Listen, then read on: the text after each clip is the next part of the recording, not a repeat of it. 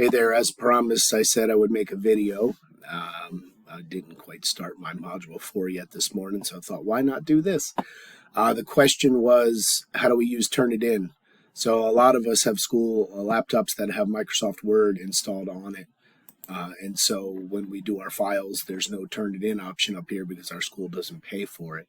So what I did was, like saying this one here, and you can actually see, I'll talk about this, see how that's highlighted.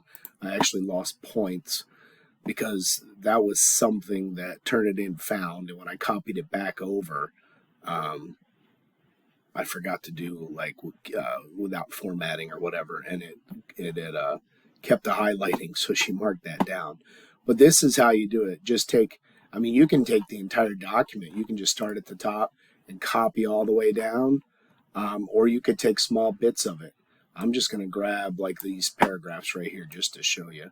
So if I copy this, and then I can minimize Word, come into here to, where is it, Ace Links, Office 365, and just open up a blank document right here, or actually got to go to Word first, there you go.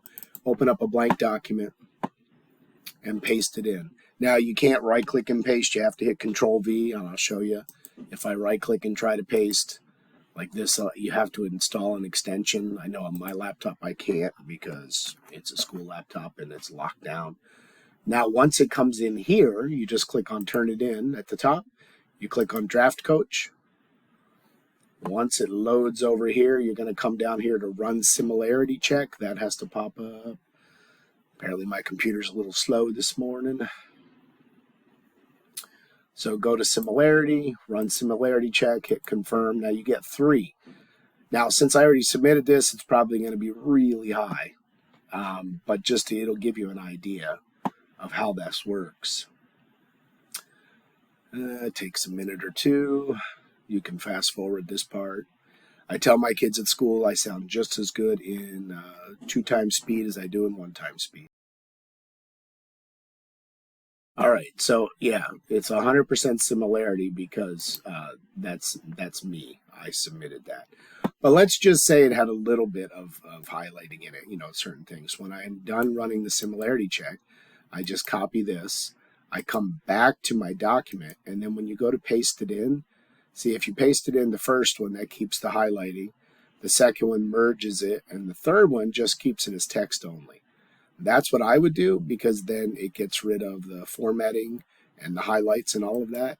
But then what you're going to have to go in and do is make sure that it didn't change.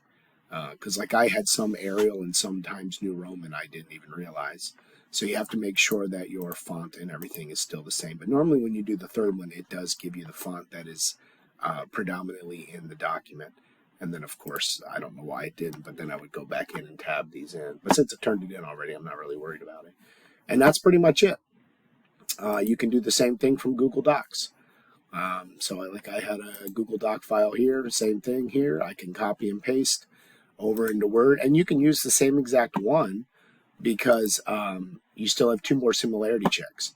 So really, you can just delete this and then paste a new document in and then run another similarity check. And when you exhaust the 3 similarity checks, you just close this document and open up a new one, and you get 3 more similarity checks. So it's easy. That's how you do it. Hit me up in the chat if you have any other questions, but hopefully that helps.